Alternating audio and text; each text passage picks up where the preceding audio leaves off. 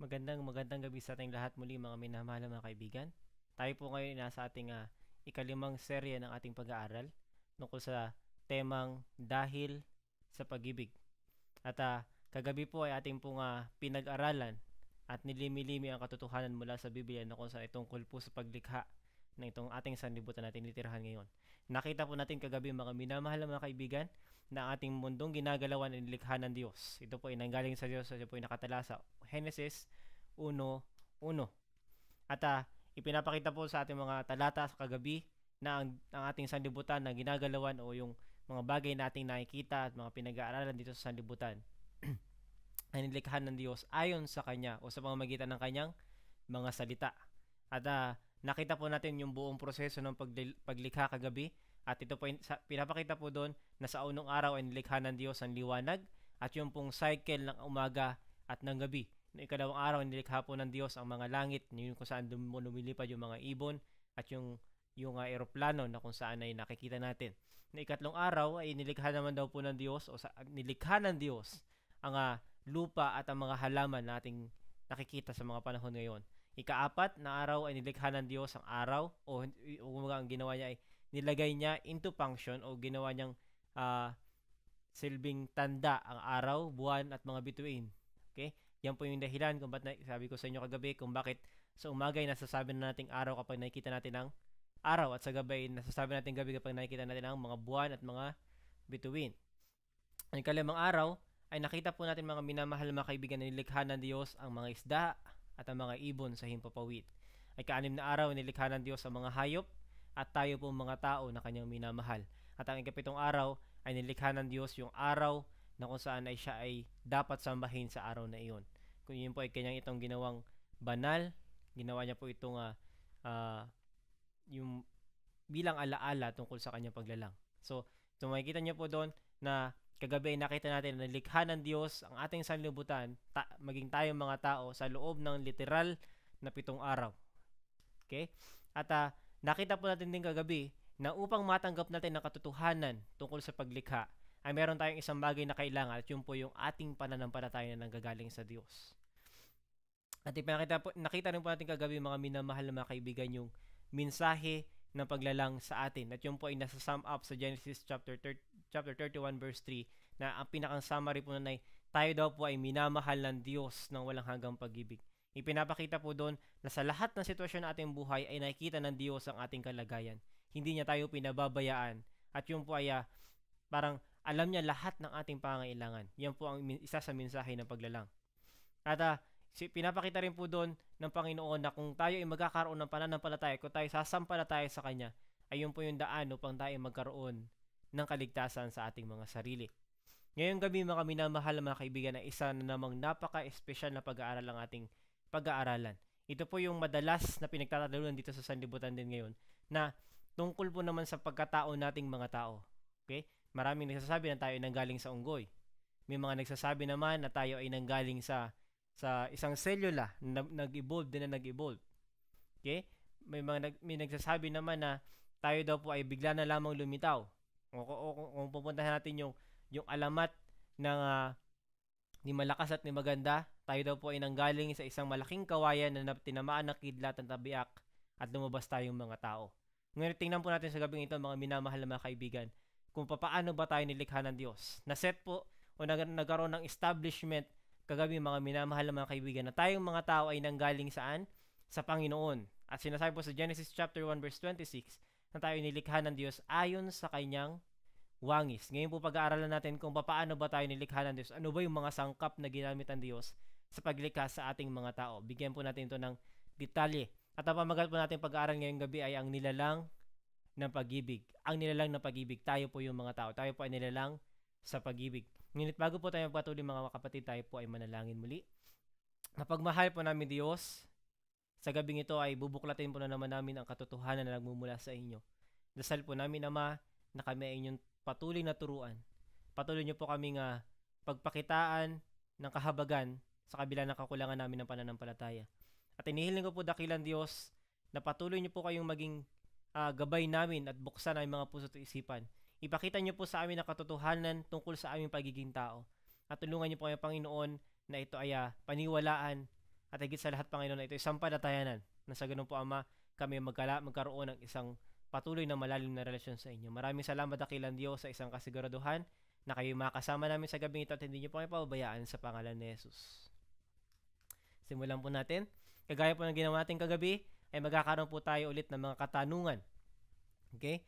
Meron po tayong ilang mga katanungan na sasagutin na kung saan ay doon po iikot yung ating buong pag-aaral sa gabing ito para tayo po ay hindi humaba ng humaba. Unang katanungan po is, ano ba talaga ang ating tunay na pinagmulan? Ano ba talaga? Okay? I-establish po natin ng husto yun.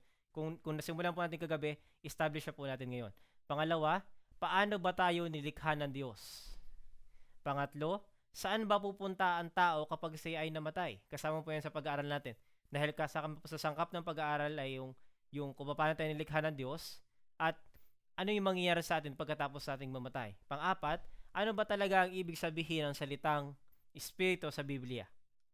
Panglima, ano at sino ang mga gumagala na animoy ang ating mga yumaong mga minamahal sa buhay? Sino ba yung mga taong yon? Sino ba yung mga nakikita natin ngayon na animong yun talaga yung parang nagkakatawang parang yung mga mahal natin sa buhay na namatay na. Pang-anim, bakit nilikha ng Diyos ang tao? Of course, mga minamahal na mga kaibigan. Kailangan natin makita yung dahilan kung bakit na yung mga tao ay nag-i-exist dito sa sanlibutan.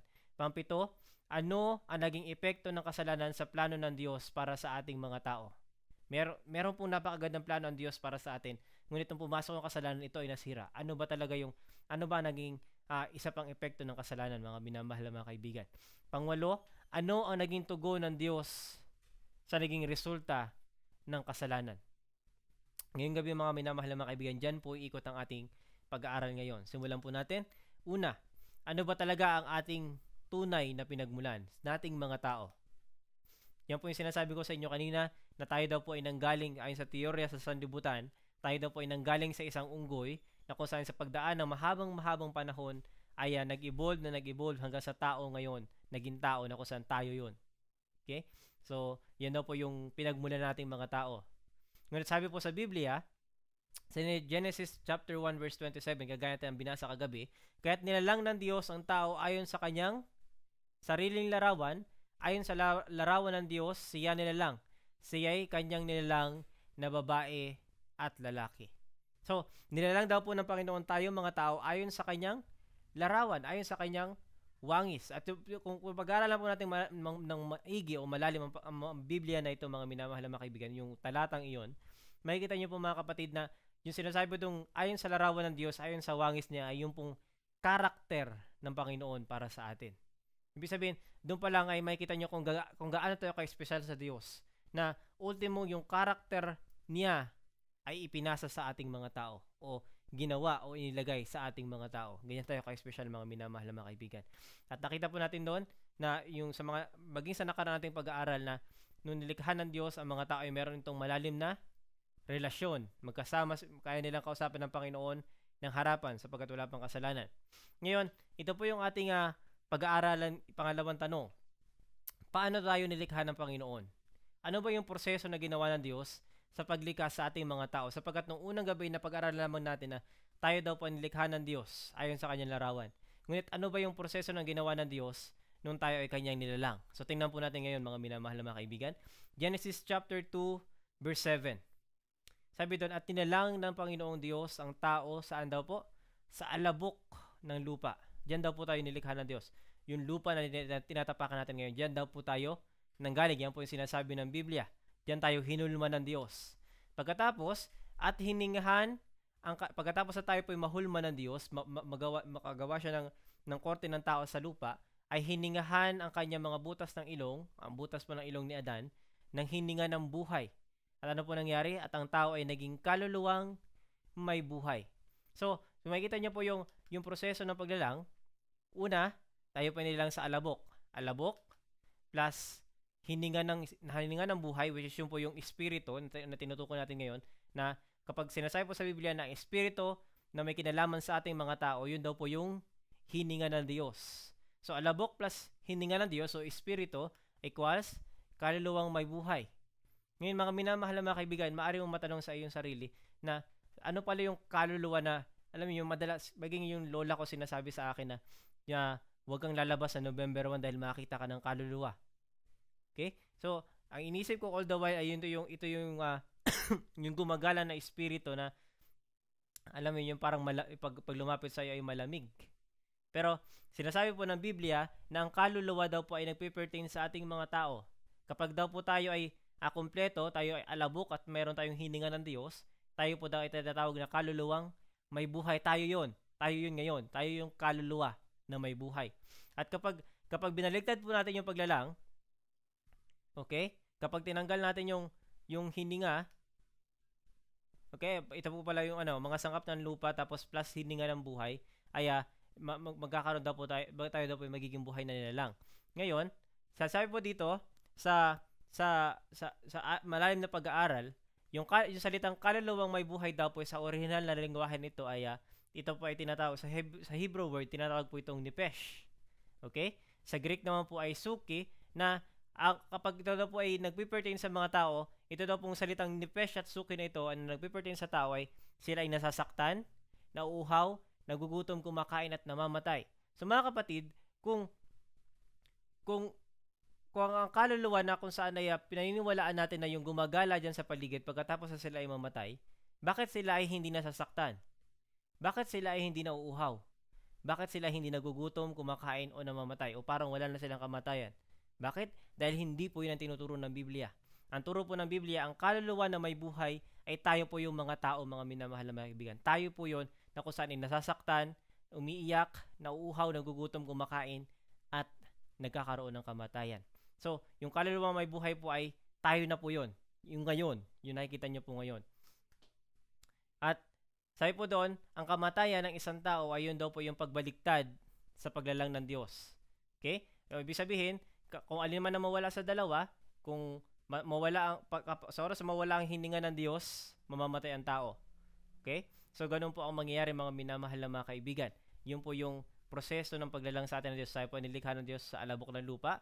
Pagkatapos ay hiningahan tayo ng kanyang hininga, kaya tayo po ay naging buhay na kaluluwa.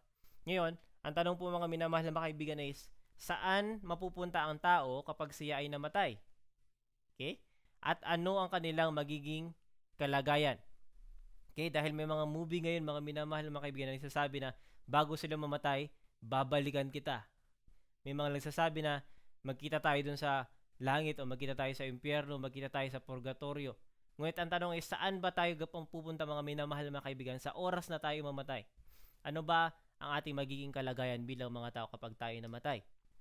Sinasabi po sa Ecclesiastes 12:7, at ang alabok, tayong mga tao, ay mauuwi sa lupa gaya ng una, at ang diwa ay mababalik sa Diyos. So, yung hininga ng Diyos ay mababalik sa Diyos na nagbigay sa Kanya. So, mangyari daw po mga minamahal na mga kaibigan, sa oras na isang tao ay mamatay, tayo daw po ay babalik saan?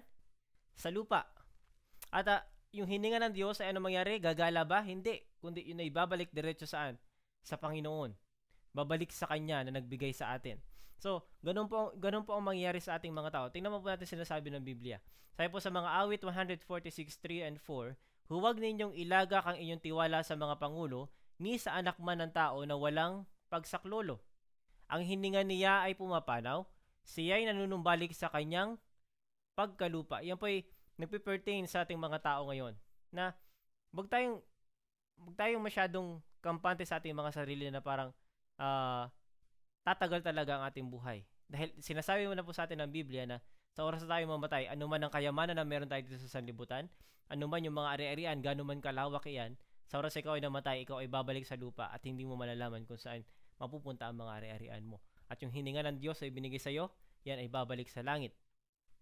So makikita niyo po doon yung pag-minus. Okay? Buhay na nilalang, tinanggalan po natin ang hininga ng buhay, siya ay magiging sangkap ng lupa. Babalik tayo sa pagkalupa.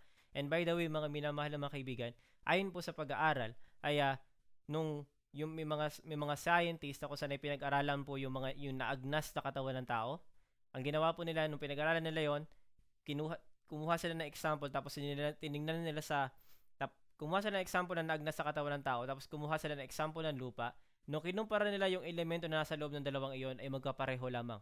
Kung merong nitrogen ng lupa, meron din nitrogen yung naagnas sa katawan ng tao. May oxygen, may carbon, pareho lamang mga minamahal na mga kaibigan. Kaya makikita nyo po doon, kahit sa siyan siya ipinapakita po na tayo po ay nanggaling saan?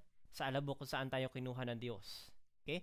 So, sinasabi naman po sa Ecclesiastes 9 verse 5, sapagkat nalalaman ng mga buhay, sino po tayo po yon, nalalaman ng mga buhay na sila'y mga mamatay. Alam natin na darating tayo sa kamatayan, ngunit hindi nalalaman ng patay ang anumang bagay. So mga kapatid, yung po palang napapanood natin sa television na kung saan sinasabi na pag malapit ang isang tao tapos mamatay, tapos meron siyang sama ng loob sa isang tao, sasabihin niya, babalikan kita. Ay hindi po pala yung katotohanan. Bakit? Dahil sa oras na siya ay mamatay, mawawala ang lahat ng mga bagay na kanyang inisip. Wala siyang nalalaman. Hindi niya na alam kung ano yung mangyayari sa paligid niya sa oras na siya ay mamamatay. At sabi po ng mga awit 115 verse 17, ang patay, ano daw po, ay hindi pumupuri sa Panginoon, ni sinumang nabababa sa katahimikan. Kung diyan pa lang po sa versikulo na makita niyo mga minamahal na mga kaibigan, kung ang isang patay hindi na makapagpupuri sa Panginoon, how much more kung makabalik pa siya sa inyong bahay? How much more kung siya ay makapaghihigan di pa sa binitawan niyang salita laban sa iyo? Wala na siyang magagawa, wala na magagawa ang isang tao sa oras na siya ay mamatay. Wala na siyang alam. Mga awit 6 verse 5, sinasabi naman po dito, sapagkat sa kamatayan ay walang alaala sa iyo. Sa Sheol ay sinong magpapasalamat sa iyo. So, pinapakita po dyan na sapagkat sa kamatayan ay walang alaala. Okay? Ano man ang panukala na meron ka, pagkatapos na ikaw ay mamatay, lahat yan ay mawawala sa oras na ikaw ay mamatay. Kahit anong ibig mo gawin na pagpapasalamat, hindi mo na yun magagawa mga minamahal na mga kaibigan dahil wala ka ng buhay. Hindi mo na magagawa yung pwede mong gawin. At sabi po dito ay 53 beses na hinahayag ng Biblia na ang kamatayan ay isang pagtulog. Kapag especially po yung sinasabi po sa libro ng Thessalonians na sa oras na tao po tayo mamatay mga tao ay tayo po kagaya ng isang tulog. Tanungin kita kapatid, na kapag ikaw ba ay tulog, alam mo ba ang nangyayari sa iyong paligid? Pwede natin sabihin mayroong mga tao na tulog manok, pero once na siya ay hindi pa na parang hindi pa niya nararamdaman yung nangyayari sa paligid niya, sa oras na siya itulog, ay hindi niya mararamdaman o hindi niya malalaman kung ano mangyayari sa kanyang paligid. Ganun po ibinabase ng Biblia tayong mga tao. Okay? Na yung kamatayan ay kagaya lamang ng isang natutulog. Kung ikaw ay walang nalalaman sa oras na ikaw ay natutulog, ganun din ang mga patay. Hindi nila alam kung ano nangyayari sa kanilang paligid. Ngayon, ang tanong po mga minamahal na mga kaibigan is, ano at sino ang mga gumagala na animoy ating mga mahal sa buhay? Okay? Merong siyang sasabi na alam yun, yung lola ko, mahilig siya sa pamamahiin na kung saan ay, especially pag November 1, ay talaga nagtitirik siya ng kandila. Bakit? Baka daw may pumasok na kaluluwa sa aming bahay. Okay? Baka bumalik daw yung aming kalulalulahan pa noon. Pero, ipinapakita po dito mga minamahal na kaibigan sa Biblia at makikita po natin ngayon, sigurado ngayon, na sino ba itong mga gumagala na animoy mga mahal natin sa buhay, ginagaya yung ating mga mahal sa buhay. Kung babalikan po natin yung pag-aaral ng ikatlong pag-aaral na ginawa natin noon tungkol po sa labanan ng pag-ibig, ay sinasabi po doon na nagkaroon ng labanan sa langit. Pagkatapos, nung matalo sila sa langit, saan po sila hinahagis? Dito sa lupa. Okay? Sila po ay gumagala at nagpakagala-gala sa buong sanlibutan at dinadaya tayong mga tao. At nung hindi sila manalo, saan po sila inihagis? Dito sa lupa, kasama po yung ikatlong bahagi ng anghel. Isipin niyo po kung gaano karami yun. At sinasabi po sa Apokalipsis 12:7 hanggang 9 na sila daw po yung dumadaya sa buong sanlibutan. Sila yung nagbibigay ng kasinungalingan sa mga tradisyon na pinaniniwalaan natin, yung mga kultura na kung saan ay pinaniniwalaan ng ating mga ninuno at naipasa hanggang sa panahon natin ngayon. Siya inihagis sa lupa at ang kanyang mga anghel ay inihagis na kasama. Sila yung dumadaya sa atin mga minamahal na mga kaibigan. At sinasabi po sa Apokalipsis 16:14, sapagkat sila yung mga espiritu ng mga demonyo na nagsisigawa ng mga tanda. Isipin niyo po, yung mga demonyo na yon, sila yung mga tanda na sinasabi ng mga minamahal na mga kaibigan, ay yun po yung pandaraya na ginagawa sa atin. At sinasabi po sa Juan 8:44, sapagkat walang katotohanan sa kanya. Bakit? Pagka nagsasalita siya ng kasinungalingan, ay nagsasalita siya ng saga ng kanya sapagkat siya ay isang sinungaling at ama nito. Yun po yung sinasabi ng Juan 8:44 kay Lucifer. Naging Satanas pagkatapos siya ay magkaroon ng kasalanan. At dahil po siya ay sinungaling, yun po yung sinasabi ng Biblia, ibig sabihin, yun po ay nagpapatunay na sino pa ba ang dadaya sa atin kundi yung ama ng kasinungalingan. At nakita po niyo dyan sa 2 Korinto 11:14, sabi doon, at hindi katakataka, bakit? Sapagkat si Satanas man ay nagpapakunwaring anghel ng kaliwanagan. Kung si Satanas ay nagkukunwaring anghel ng kaliwanagan, mga minamahal na mga kaibigan, meron ding malaking posibilidad na kaya niyang gayahin kung sino ang iyong mahal sa buhay na yumao na, kung sino yung mabuti mong kaibigan na namatay na, kung sino yung inspiration mo sa buhay na namatay na at magpapakita sa iyo pagkatapos niya mamatay. Yan po ay kayang gawin ni Satanas at alam niya lahat ng nangyari sa iyong buhay, maging sa buhay nila. Kaya alam din nila kung ano yung pwede niyang ibigay na mensahe sa inyo na posibleng isipin mo na nanggaling dun sa iyong magulang, posibleng isipin mo nanggaling sa iyong kaibigan o sa iyong inspirasyon.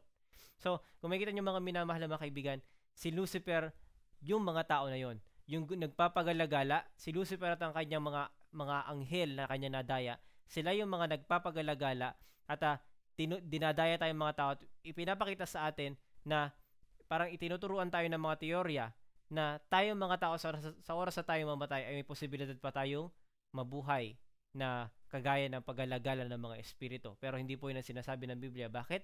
Dahil yung mga espiritu na gumagala na yon, ayun daw po ay si Lucifer at ang kanyang mga kampon na daya sa kasalanan. Ngayon, ang tanong po is, bakit ba nilikha ng Diyos tayong mga tao? Ano ba ang purpose ng ating existence? Tayo ba ay nilikha lang ng Diyos para lamang ipakita kay Lucifer na kaya ng Diyos na mag-exist kahit siya ay lagi nandyan, kahit siya ay nandyan upang tuksuhin o magpairal ng kasalanan? Ngayon, ano ba talaga ang purpose nating mga tao? Kung hindi mo pa nalalaman, mga minamahal na mga kaibigan, kung hindi nyo pa nalalaman kung ano ang purpose ng existence niyo sa sanlibutan, ay naway makita nyo po sa gabing ito. Sinasabi po sa Biblia, una, tayo daw po ay nilikha ng Diyos para sa kanyang sarili. Nilikha ng Diyos tayong mga tao para sa kanyang sarili. Okay? Yun po yung isa sa pinaka-purpose sa existence natin. Hindi po tayo nilikha ng Diyos para lamang sa makabundong bagay. Hindi tayo nilikha ng Diyos para lamang gumawa ng kalukuhan. Hindi tayo nilikha ng Diyos para mag-spread o magpakalat ng kasamaan, kundi nilikha tayo ng Diyos para sa kanyang sarili. Para ibigyan siya ng kaluwalhatian.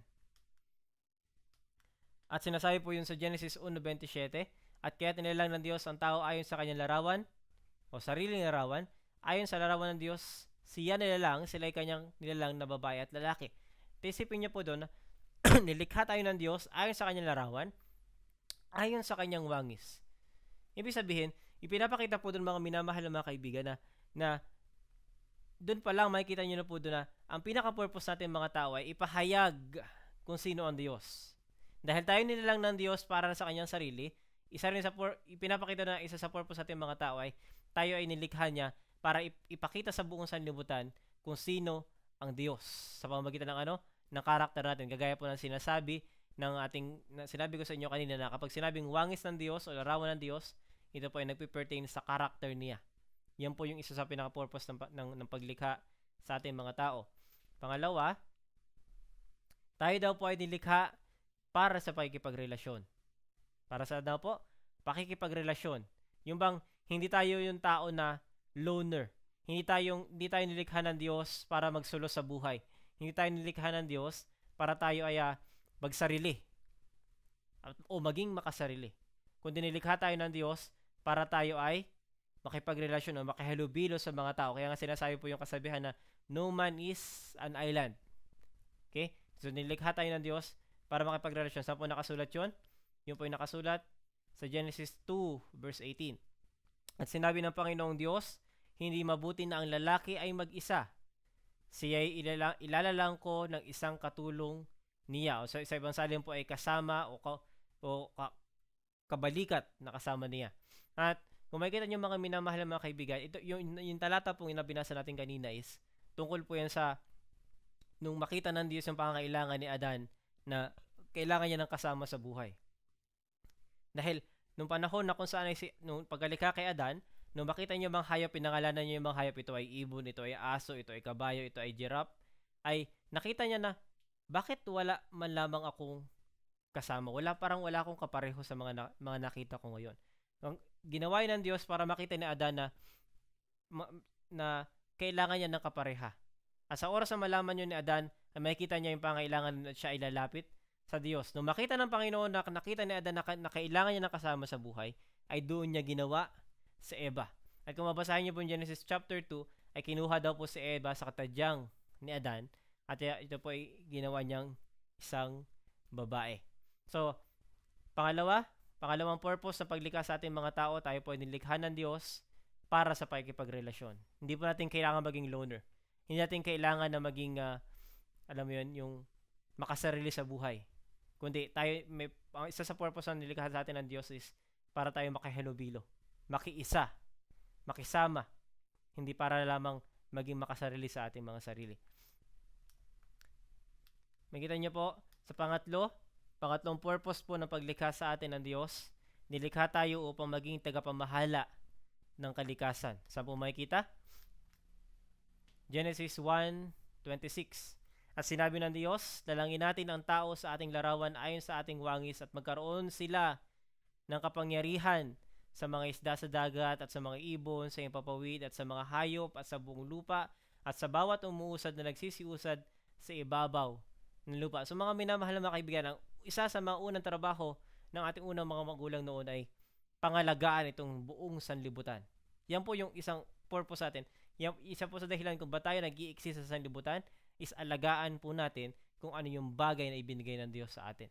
Yung sanlibutan na tinitirhan natin ngayon. Pero kung makikita nyo mga minamahal na mga kaibigan, nakakalungkot man. Subalit, tao pa mismo ang nagiging dahilan kung bakit nasisira ang sanlibutan. Yung mga tubig na malilinis na dati ay polluted na ngayon. Bakit? Dahil sa kagagawa ng tao na kusan doon pinagkatiwala ng Diyos ang sanlibutan. Nakita nyo kung bakit polluted ang hangin dahil po sa gawa ng tao rin. Kung bakit polluted yung mga kinakain natin ngayon dahil din po yun sa tao.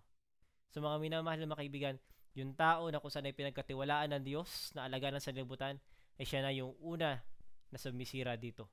So nakakalungkot. Hari naman mga minamahal na mga kaibigan, ngayon nakita mo na isa sa purpose ng iyong pagkalikha. Naway ikaw na ang isa sa mga taong na kung saan ay maaaring gamitin ng Diyos upang alagaan ang sanlibutan na kanyang ibinigay sa iyo. Pang-apat na purpose po na kung saan ay bakit nilikha ng Diyos tayo mga tao, nilikha tayo upang sambahin ng Diyos. Hindi po tayo nilikha ng Diyos upang sambahin nating sarili o sumamba sa mga Diyos-Diyosan o sumamba man sa ating mga asawa, sa girlfriend o sa ating mga nakapaligid sa atin o sa pera na kung saan ay tinatamasa natin ngayon. Kundi tayo nilikha ng Diyos sa kabila ng mga pagpapalan na meron tayo nilikha ng Diyos para siya ay sambahin at wala ng iba. Saan po makikita yon? Sabi po sa Awit 102 and 3. Chapter 100 verses 2 and 3. Magaglingkod kayo na may kasayahan sa Panginoon. Magsilapit kayo sa kanyang harapan ng may awitan. Alamin ninyo na ang Panginoon ay isang Diyos. Siya ang lumalang sa atin at tayo ay kanya. Tayo ay kanyang bayan at ang tupa ng kanyang pasulan. Yung po sa mga batalatang iyon, mga minamahal na mga kaibigan, ipinapakita po doon na bilang mga tao na lumikha sa atin, wala tayong ibang role sa ating buhay o isa sa pinaka-role natin sa ating buhay ay sambahin ng Diyos.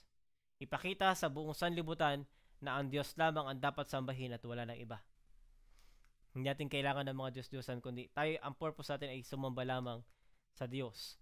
Panglima, isa sa purpose natin mga minamahal na mga kaibigan kung bakit tayo nag-i-exist, nilikha tayo upang magkaroon ng buhay na walang hanggan. Yan po yung isa sa pinaka-purpose. Gusto ng Diyos na tayo mabuhay ng walang hanggan. Ayaw ng Diyos na tayo mamatay. Kundi gusto niya tayo magkaroon ng buhay na walang hanggan. Saan po nakasulat yon? Nakasulat po yun sa Genesis 2:17. Datapwat sa kahoy na pagkakilala na mabuti at masama ay huwag kang kakain sapagkat sa araw na ikaw ay kumain niyaon ay walang pagsalang mamamatay ka. Yung pong pagbibigay ng Diyos ng Noon sa panahon ni Adan at Eva, bago sila magkasala, doon po yung sa unang pag-aaral natin. Kaya nakita niyo po doon na yung pagbabawal na ginawa ng Diyos sa kanila noon ay hindi lamang para sila ay sumunod sa Diyos, kundi para i-remind sa kanila na, hey, Adan, Eva, gusto ko kayong mabuhay ng walang hanggan. Yan yung isa sa pinaka-purpose ninyo. Kaya huwag kayong kakain ito. Dahil sa kakain kayo ito, mapupurpit yung inyong pagkakaroon ng buhay na walang hanggan. Mawawala yung buhay na walang hanggan na inilalaan ko para sa inyo. Yan po yung isa sa purpose. Unang-una pa lamang, ipinapakita na doon na gusto talaga ng Diyos sa tayo mabuhay ng walang hanggan. Ayaw niya tayo, hanggat maaari, ayaw niya tayong mamatay. Ayaw niya tayong makaranas ng kamatayan. Ngayon, ano po ba naging epekto ng kasalanan sa plano ng Diyos para sa mga tao? Okay? Nakita niyo po doon yung purpose o mga panukala ng Diyos kung bakit tayo nilikha ng tao, ng Diyos. Ngayon, ano ang naging epekto ng kasalanan doon sa mga plano ng Diyos na iyon sa ating mga tao?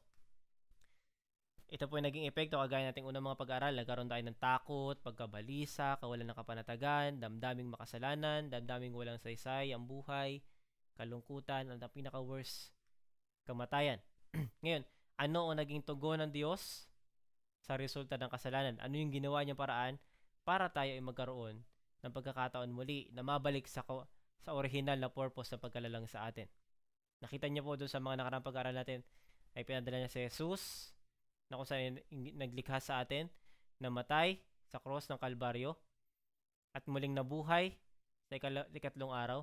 Ngayon, sa panahon natin ngayon, siya ay namamagitan para sa bawat isa sa atin. At darating ang panahon, sinasabi ng Biblia, na siya ay muling babalik para sa iyo at para sa akin upang matuloy na muli yung purpose ng pagkalalang sa ating mga tao. Yung mga tao na kanya nilalang sa pamamagitan ng pag-ibig. Sinasabi po sa 1 Tesalonica 4:16 at 17, sapagkat ang Panginoon din ang bababang mula sa langit na may siyang sigaw, may tinig ng arkanghel, at may pakakak ng Diyos, at ang mga namatay kay Kristo ay unang mga bubuhay na muli. Pagpatuloy pati kung magkagayon, tayong nangabubuhay na nangatitira ay agawin kasama nila sa mga alapaap upang salubungin ng Panginoon sa hangin. At sa ganito, isa sa Panginoon tayo magpakailanman. Sabi po doon, sa Apokalipsis 1:18, at nasa akin ang mga susi ng kamatayan at ng Hades. Mga kapatid, yan po yung pag-aaral natin sa susunod na gabi. Yung tungkol po sa ikalawang pagbabalik na ating Panginoon. Yung ang pamagat mo na ang pagbabalik ng pag-ibig. Doon po sa pagbabalik ng Panginoon ng mga minamahal na mga kaibigan, ay kung sa sitwasyon natin ngayon tayo ay may mga sakit, tayo ay namamatay, tayo ay nagkakaproblema, ay papawiin po yung lahat ng Panginoon. At ipinapakita po dito sa Apocalypse 1, verse 18, ay hawak daw po ng Panginoon ang susi ng kamatayan. Sapagkat nasa kanya ang susi ng kamatayan, ay makikita nyo rin po doon na nasa kanya ang buhay na walang hanggan. Kung pipiliin natin na magkaroon ng buhay na walang hanggan, ay meron tayong chance na magkaroon ng buhay na walang hanggan sa tulong ng ating Panginoon. Sinasabi pa po sa versikulo 18 ng kapitulo 1 ng Apokalipsis, at ang nabubuhay at ako'y namatay at narito ako'y nabubuhay magpakailanman. Amen. Kung ang Panginoong Jesus ay nabubuhay magpakailanman, kung tayo ilalapit sa Kanya, yun po ang isang assurance, mga minamahal na mga kaibigan, na magkakaroon tayo ng tsansa ng buhay na walang hanggan. So, mga kapatid, makikita niyo po sa gabing ito, yung kung paano tayo nilikha ng Diyos. Na hindi tayo nilikha ng Diyos na may dual personality na kung saan kapag tayo ay namatay, ay yung espiritu sa loob natin ilalabas at pagpapagalagala, pupunta sa purgatorio, o lulutasin ng kanyang mga kasalanan na ginawa. Hindi ganoon ang pagkalikha sa atin ng Panginoon, mga minamahal na mga kaibigan. Bagkus, tayo ay nilikha ng Diyos na kung saan ay galing sa alabok, hiningahan ng buhay, at pagkatapos, mga minamahal na mga kaibigan, ay nagkaroon tayo ng ito na yon, yung estado ng buhay natin ngayon. Pero nung pumasok po yung kasalanan, mga minamahal na mga kaibigan, sa halip pa tayo magkaroon ng buhay na walang hanggan, ay nakita niyo po yung transition na nangyari. Sa halip pa tayo magkaroon ng buhay na walang hanggan, ito ay napalitan ng kamatayan. At yung original na purpose ng Diyos sa atin ay nawala. Mga kapatid, sa matagal na panahon, ay ito po yung ginagawa ng kaaway sa ating mga tao. Tinatanggalan niya tayo ng karapatan na mabuhay na walang hanggan. Inaalis niya sa ating mga isipan yung purpose kung bakit tayo nilikha ng Diyos. Ngayon nalaman niyo mo kapatid kung bakit tayo nilikha ng Diyos dito sa sanlibutan. Hari naway ikaw ay dumating sa punto ng iyong buhay na magdesisyon na gawin ang lahat ng bagay sa iyong buhay para lamang sa kalulugod ng Panginoon. Kapatid, nakita mo ngayon kung ano yung purpose mo kung bakit ka nilikha ng Diyos. Nakita mo ngayon kung gaano ka kamahal ng Diyos na sa pagkalikha pa lamang sa iyo ay napaka-espesyal na. Isipin mo, pinagkatiwalaan ka ng kanyang hininga. Banal na hininga na kung saan ay sa kabila ng iyong pagiging makasalanan na ikaw pa rin ay nabubuhay. Ngayon nakita mo ang katotohanan ito tungkol sa iyong nature o sa iyong pagiging tao. Handa mo bang tanggapin ito kapatid sa iyong buhay? Handa ka bang ayalisin sa iyong sarili yung mga teorya na kung saan ay itinanim at natutunan mo nung ikaw ay bata pa, na kung saan ay tayo daw po ay kapag tayo namatay ay tayo ay pupunta sa langit o sa purgatorio o sa impyerno. Hindi po yan ang tinuturo ng Biblia, kundi ang tinuturo sa atin mga minamahal na mga kaibigan ay sa oras na tayo ay mamatay, tayo ay babalik sa lupa at yung hininga ng Diyos na ipinahiram sa atin ay babalik sa Kanya sa langit. At darating ang panahon, kagaya po natin na pag-aralan, na kung tayo ay masumpungan ng Diyos na namatay para sa Kanya, sa Kanyang pagbabalik tayo ay bubuhayin muli at magkakaroon tayo ng pagkakataon na maranasan kung ano talaga yung purpose ng Diyos sa bawat isa sa atin. Na maranasan na magkaroon tayo ng buhay na walang hanggan. Kapatid, ganyan ka kamahal ng Panginoon kaya nalalaman niya yung katotohanan at ito ibinabahagi sa iyo. Kapatid, hindi mo maranasan o maririnig o makikita yung katotohanan na ito kung hindi dahil sa pag-ibig ng Diyos. Gusto ng Diyos na malaman mo katotohanan, panghawakan nito, pansampalatayanan nito, at ito isabuhay sa iyong sarili. Nang sa ganoon, sa Kanyang pagbabalik, ikaw ay makikita niyang kasama sa langit na bayan. Maraming salamat at hinihiling ko mga kapatid na bago tayo magkahiwa-hiwalay, ngayong hawak mo ang isang desisyon sa iyong puso na sumunod sa Panginoon, na paniwalaan na ikaw ay galing sa Diyos, ikaw ay nilalang sa pamamagitan ng alabok, at ikaw ay hiningahan ng Diyos ang hininga ng buhay, ay tayo ay iniimbitahan ko kayo na tayo ay manalangin. Dakila po namin Diyos na may akda ng aming buhay, Diyos na lumikha sa amin sa pamamagitan ng alabok at hininga ng iyong buhay. Dasal po namin, Ama, na sa paglago na namin sa espiritu namin o sa aming pananampalataya sa inyo, dasal po namin, Ama, na patuloy niyo po kayong pagbigyan ng pagkakataon na panghawakan nito sa aming mga sarili. Tulungan niyo po kami, Ama, na patuloy na makita o i-remind niyo po sa amin araw-araw ang purpose kung bakit niyo po kami nilikha dito sa sanlibutan. At Panginoon, nais po namin sa aming mga sarili na makasama po kami sa inyong ikalawang pagbabalik. Makasama kami ng mga tao na kung saan ihaharap sa inyo, sasabihin, ito ang aming Diyos na matagal na naming hinihintay. Panginoon, maraming salamat dahil kami mga tao na iyon nilalang sa pag-ibig ay binibigyan ng katotohanan ito. At dasal po namin, Ama, bigyan niyo po kami ng sapat na karunungan, sapat na pananampalataya at kalakasan upang gawin ang lahat para sa inyo. Maraming salamat dakilang Diyos sa isang kasiguraduhan na yun di rin ginamang panalangin na naayon sa inyong banal na kalooban sa pangalan ni Jesus.